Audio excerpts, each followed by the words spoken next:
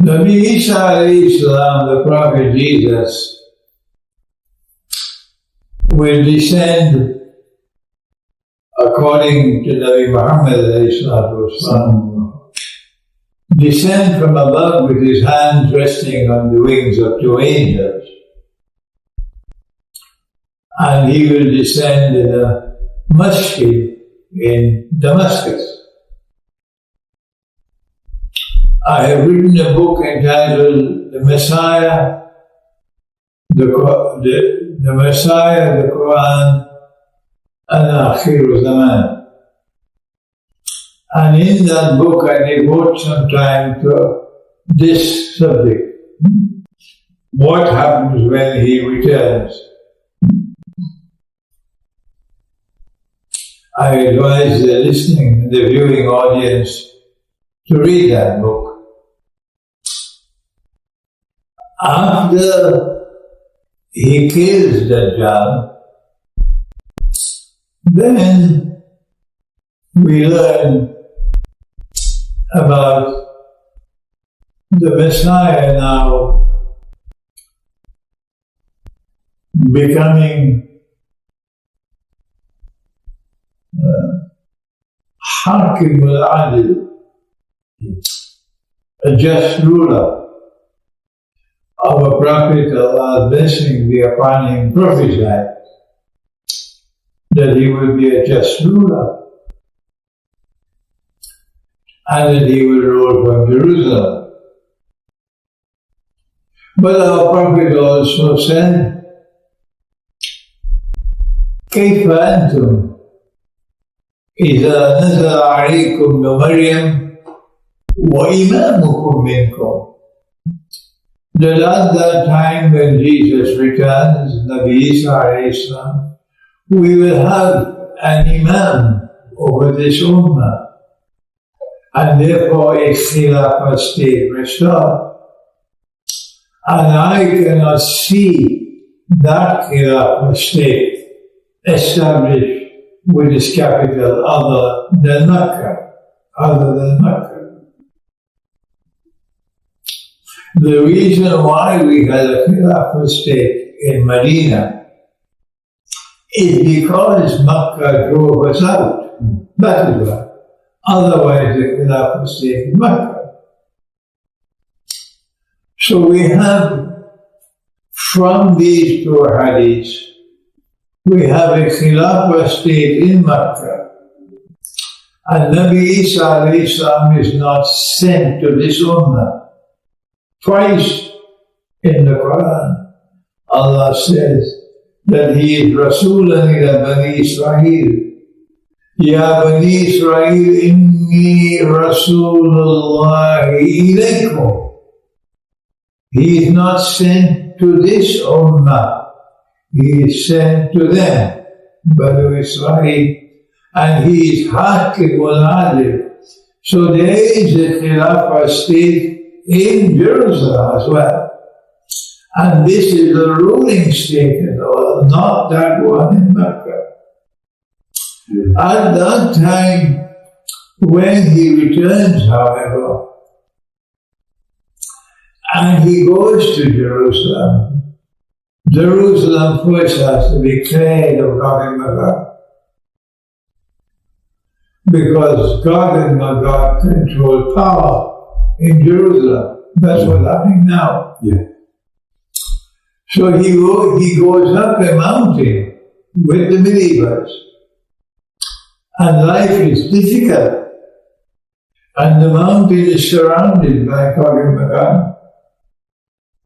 But he then prays to Allah to destroy him, and Allah then wages biological war on them. And they attack at the top of the spine by maybe a virus. And because their immune system is already demolished, when they are attacked by this virus, they have no defense, none.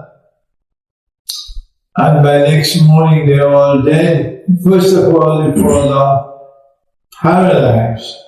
And by next morning, they're all dead. and the bodies begin to decompose and smell. And then Allah sends big birds with necks like camels, prehistoric birds. And these birds pick up these bodies and dump them where they are to be dumped. That is the final end of Gog and Magog. But before the final end of Gog and Magog, there is the second Qarn of Qarnain. The second Qarn of Qarnain results in Gog and Magog being checkmated in the north. So no more Gog and Magog can come south. No more. When the second Qarn of Qarnain takes place, the only Gog and Magog that will be left in the world will be those already in Jerusalem. So when Allah destroys Gog and Magog in Jerusalem, there are no more Gog and Magog in history. Whatever they are, Gog and Magog, they are checkmated by Dzulqarnain in the second Qarnain. When Allah destroys the world, they will be destroyed. Okay. And this is the last question. Actually, this answer leads us to this question. You have not identified Dzulqarnain in its second impact on history with anyone.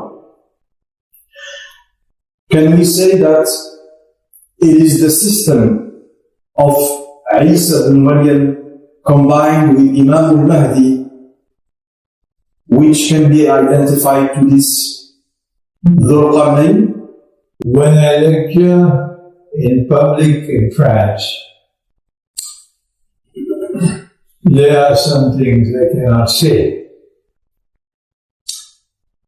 So I had to stop. I could not go on publicly to identify Dzulqarnain, second Qarn.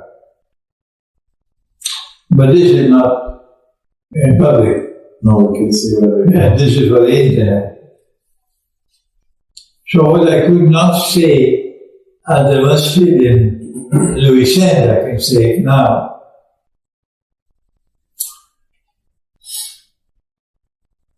The second Qarn of Qarnain must take place, because that's why Allah referred to him as Dzul Qarnain. The first Qarn of Qarnain occurred thousands of years before the Quran was revealed. The second Qarn of Qarnain did not occur as yet when the Quran was revealed, and since the Quran was revealed. No human being, not Alexander who died thousands of years ago, not Cyrus or Darius who died thousands of years ago and is gone from history, will not return. No human being can be Dzulqarnain because no human being lives for thousands of years. But if the sheep and the cattle and the goats and the camel insist that Dzulqarnain is Alexander or Cyrus or Darius, let the sheep and cattle do what they want. It's not important for history. It's not important for scholarship. What is scholarship? Is to recognize that Dzulqarnain is someone who impacts on history twice. And since no human being can live for a few thousand years, Dzulqarnain cannot be someone in history. He's not a historical personality. So I would say perhaps a transcendental being, but that's not important to me. It's not important to me. If it's important for you, you go and solve your problem and buy a bottle of Tylenol tablets for your headache. Now then. We now come to the second Dzul Qarnain. When Gog and Magog are going to be checkmated for the second time. And we said that since Dzulqarnain traveled in the direction of the setting of the sun, and it came to the sea, to the Black Sea, and that is where we the one experienced the Dzulqarnain for the first time, where power emerged in the region of the Black Sea, power resting on the foundations of faith, and that power was used to resist the oppressor, to punish the oppressor, to punish those who are wicked, committing acts of injustice. And that power was used to help the people who are righteous and have faith, reward them for their faith and righteousness and help them. When the second Dzul Qarnain is to come, it is to that region of the world we must direct our attention. When will we see power emerging in that region of the world which will have this profile? When we do the homework, we find that there are several candidates since the revelation of the Quran. The first significant candidate was the Ottoman Empire. The second significant candidate was the Soviet Union. And now today we have a third significant candidate, which is Russia, which is returning to her Christian heart. We say Gog and Magog could not have, Dzulqarnain could not have come, the second Qarnain, with the Ottoman Empire. Why? The Ottoman Empire, number one, was an oppressor. Number two, the Ottoman Empire vanished from the world. While we still are in Afghanistan, and Gog and Magog have still not been checkmated. So the Ottoman Empire does not qualify. But if any fool wants to declare its Ottoman Empire, leave him in his foolishness. The Soviet Union could not be the second Dzul Qarnain, because the Soviet Union had power, yes, but power resting on the foundations of atheism, godlessness. So we see now that Russia is returning to her Christian heart. And Russia is resisting the oppression of the West. When Russia recovered Crimea in 2014, then for the first time, Russia commanded the entire Black Sea. So I gave a lecture in 2014 from Malaysia, which is 11 years ago, that the world is now witnessing the commencement of the second Qarnain.